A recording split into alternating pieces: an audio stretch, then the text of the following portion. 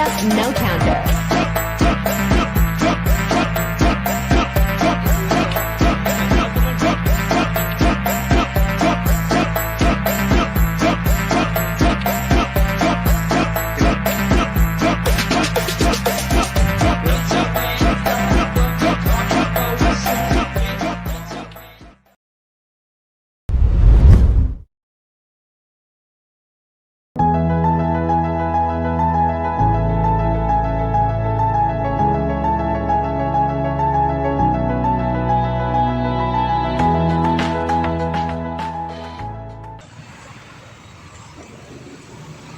Halo teman-teman, jadi nama aku Risya, aku lagi di sebelah Kak Nur. Kalian pasti nggak asing kan sama tempat ini? Jadi aku di sini bakal mewawancarai yang mempunyai perusahaan. Yuk ikutin. Halo, jadi aku Risya, aku udah sama pemilik sebelah. Perkenalkan dong Kak. Oke, nama saya Hendra Hadi Pangestu. Kebetulan saya ownernya sebelah Kak Nur. Jadi di sini aku akan menanyakan beberapa pertanyaan-pertanyaan. Jadi yang pertanyaan pertama itu, bagaimana awal mula usaha kakak ini? Oke, saya akan ceritakan awal mula saya bikin usaha ini. Jadi mungkin singkat cerita itu saya itu mulai ini dari kegalauan saya. Oke, jadi saya juga pernah kerja 13 tahun di perusahaan. Ya, jadi intinya saya jenuh sama perusahaan itu. Saya mikir sampai kapan saya kerja sama orang. Akhirnya saya mencoba buka usaha di sini. Ya, alhamdulillah bisa jalan sampai sekarang. Terima kasih Kak. Jadi selanjutnya pertanyaan kedua. Apa sih yang membandingkan kakak dengan karyawan kakak di sini?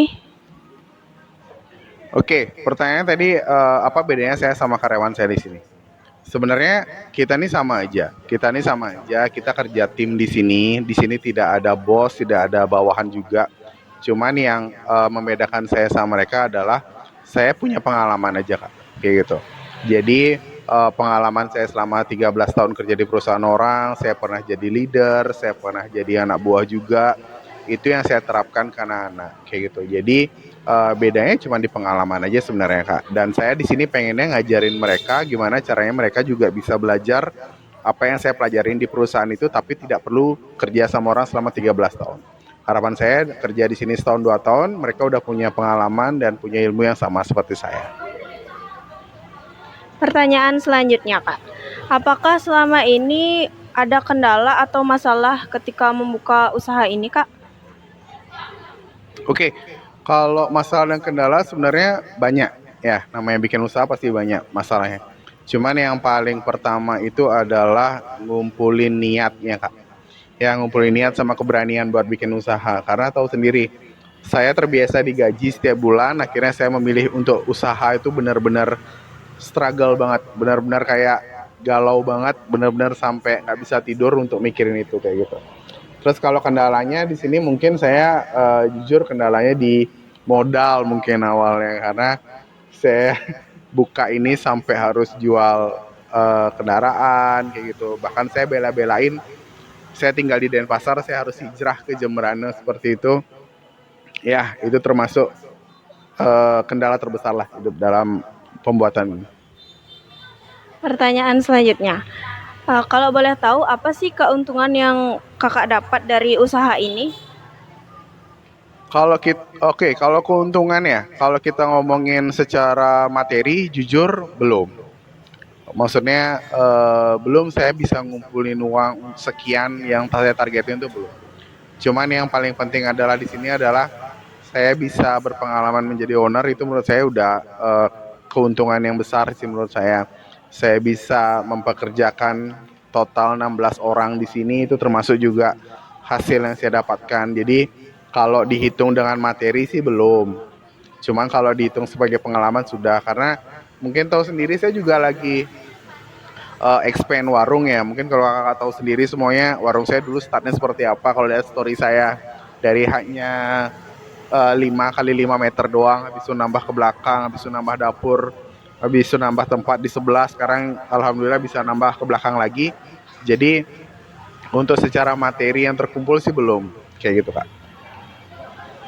Pertanyaan selanjutnya, eh, ngomong-ngomong, gimana sih awal mula kakak mempromosikan usaha ini? Dengan cara apa?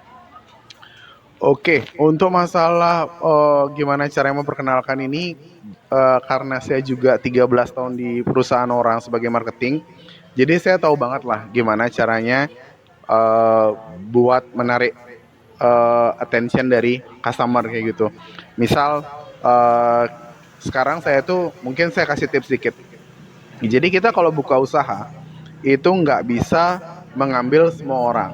Oke, contoh misal kalian nih, sorry, misalnya sebelah ini usahanya peminatnya siapa sih, kayak gitu. Itu udah jelas kalau kita banding cewek sama cowok berarti cewek peminatnya. Oke. Setelah itu kita bedah lagi, umur berapa sih yang suka sebelah kayak gitu.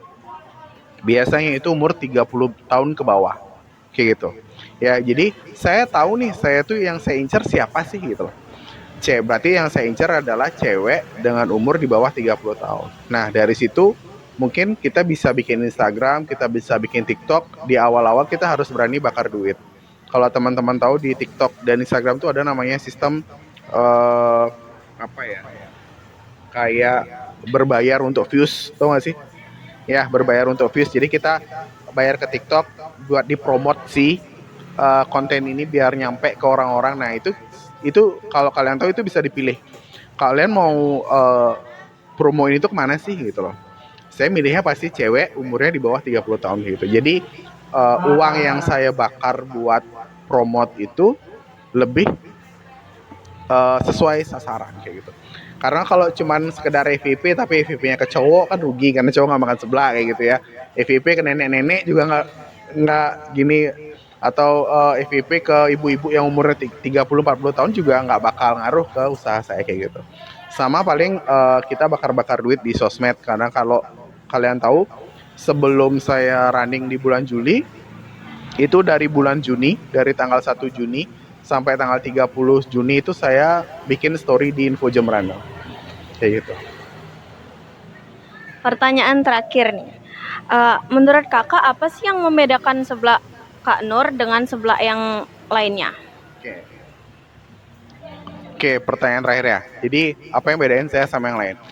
Kalau dari rasa itu sebenarnya saya tidak bisa membandingkan ya, karena itu kan tergantung selera masing-masing. Karena balik lagi kita tidak bisa mengambil setiap orang untuk makan di sini, karena pasti ada yang penggemarnya sebelah A, penggemar sebelah B yang nggak bisa datang ke sebelah saya. Cuman yang paling eh, menurut saya yang paling beda dari yang lain, karena saya sebagai owner, saya menyentuh langsung ke customer. Paham nggak sih?